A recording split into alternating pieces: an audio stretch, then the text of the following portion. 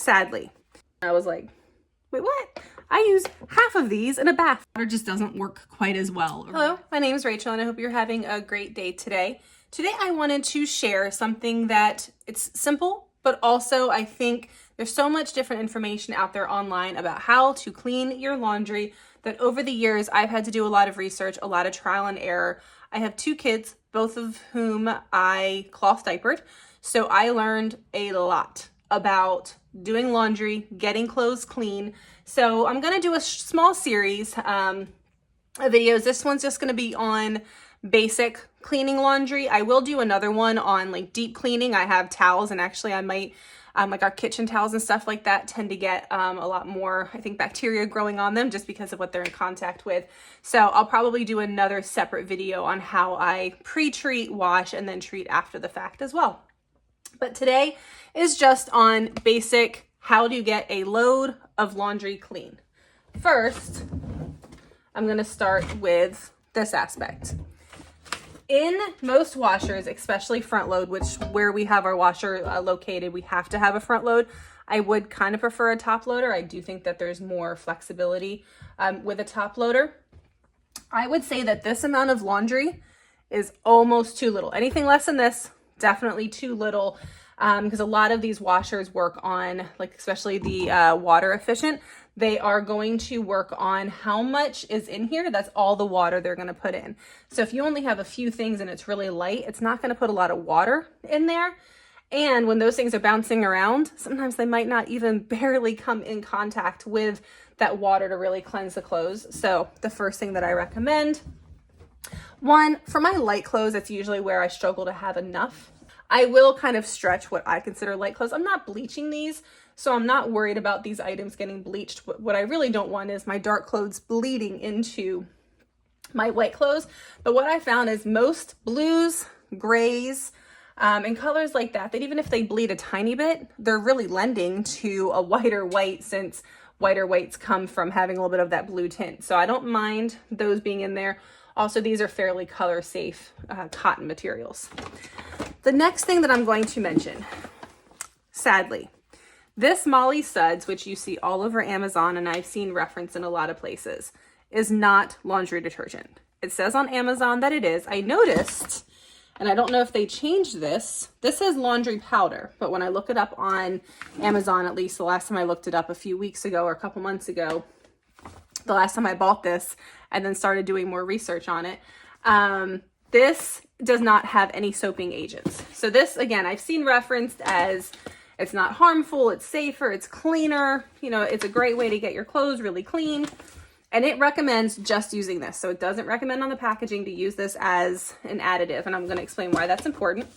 So this has 4 ingredients. One is sodium carbonate.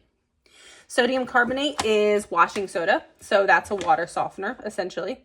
Sodium bicarbonate is baking soda, what we use to bake with, but is also similar to washing soda. It's a water softener and basically a salt. Then we have magnesium sulfate, which is essentially Epsom salts. So again, another softening salt. And then lastly, we have unrefined sea salt, which is a salt.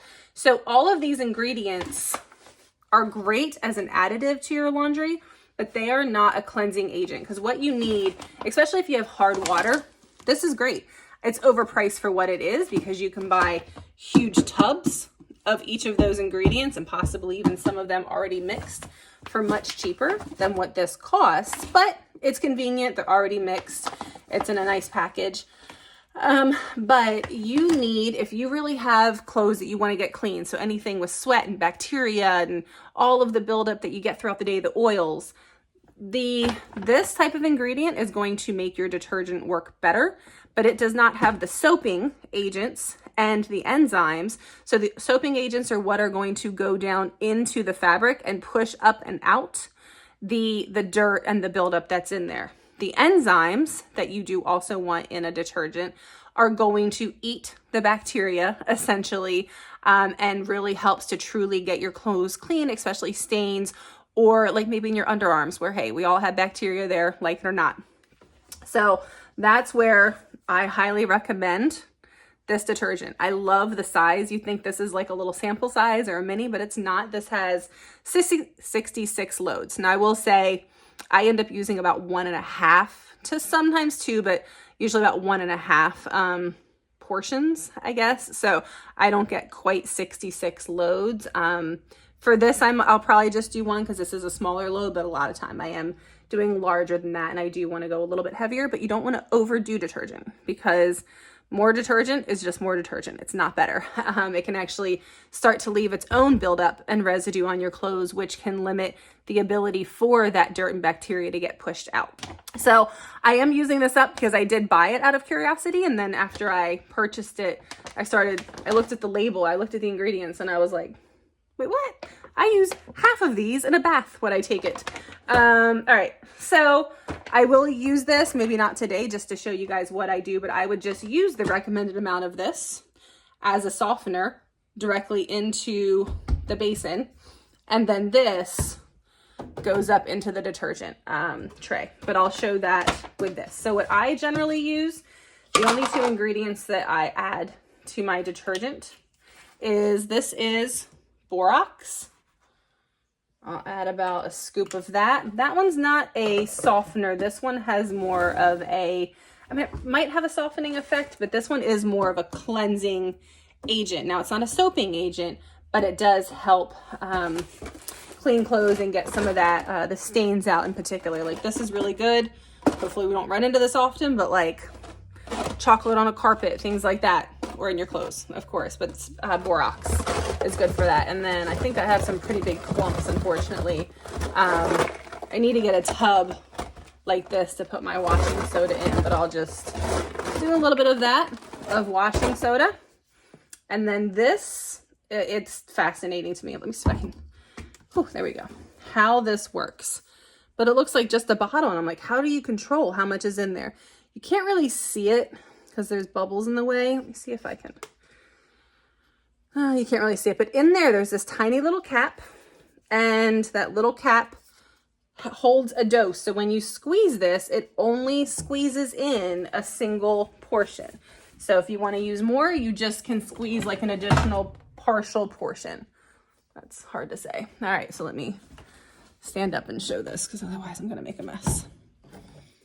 Okay, and all we do, 1, and then, well, wait, I said I wasn't going to use 2, but oh well, I guess that's just for demonstration purposes.